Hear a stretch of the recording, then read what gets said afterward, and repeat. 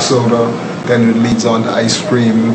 And it's just a normal setting. There's nothing suspicious about it.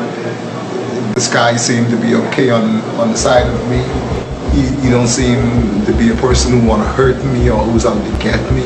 So it's just a normal social setting.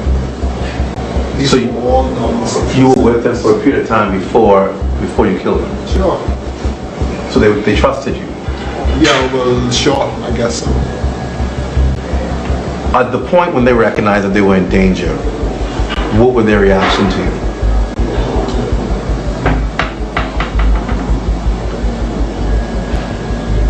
I suppose they were afraid.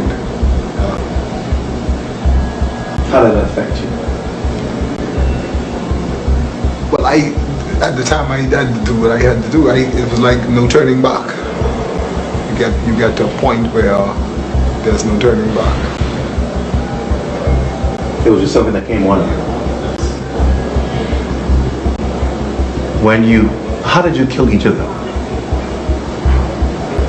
Swiftly. It wasn't no torture or nothing like that. No torture. I made it clear that I never tortured anyone, but nonetheless, it was swift. Not being satisfied with his answer, I went back to Cardell Farrington on the second day. This was his response. They met the demise.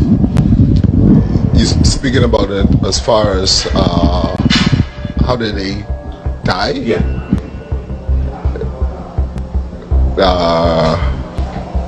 They were stabbed. Okay. Yeah. Each of them? Yeah, each of them. Okay. Yeah. Were they aware of what was going on when it happened? Yeah. They was aware. What was it? What did their reaction? What was their reaction when it happened? Well, it wasn't a long process like hang up or anything. It's just like you're gonna die and that's it. You told them that? Yes. And what was their response when you told them that? Nonchalant, I guess. Nonchalant? Yeah. No one showed any over emotion. One person, I think Remy did. Yeah. Did they try to resist you and fight? No, it wasn't nothing like that. You just stabbed them. Remember now, we spoke for a while and I think they was comfortable and everything. So. But they didn't have an idea what was going to happen. Exactly right. I don't think they understood the ramifications of what I said. Yeah. Do you still think about these 5 boys? Sometimes it might sound strange, but I've been here 14 years now. Yes. You understand what I'm saying? And I've done a lot of things while here at the prison. And sometimes, like, I know one morning I got up and I even forgot what I was charged for. You understand what I'm saying? So it could be that thrust back in the past where you just put the past completely behind you. Is that what you did? And that's what I did.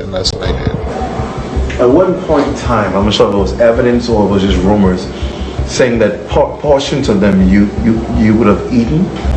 Is that correct?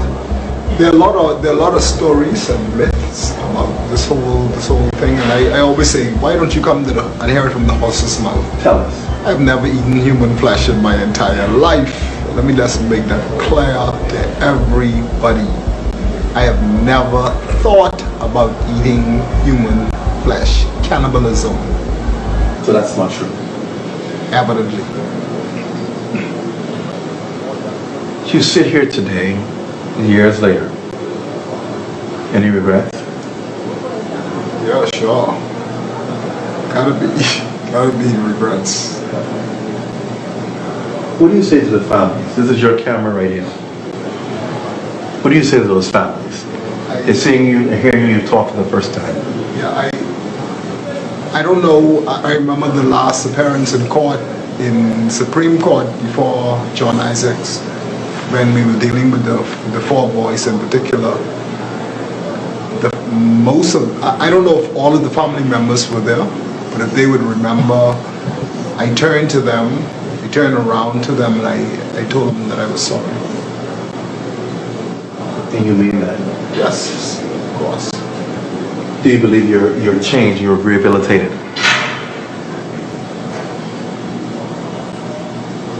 I don't know if that's for me to answer.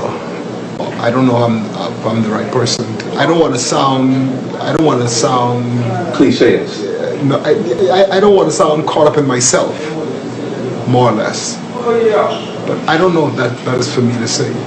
If you were to be released, are you confident that you would not have that appetite again to commit the same crime? Oh, sure, yeah. In fact, I decided at the moment I turned myself in, that I was going to stop.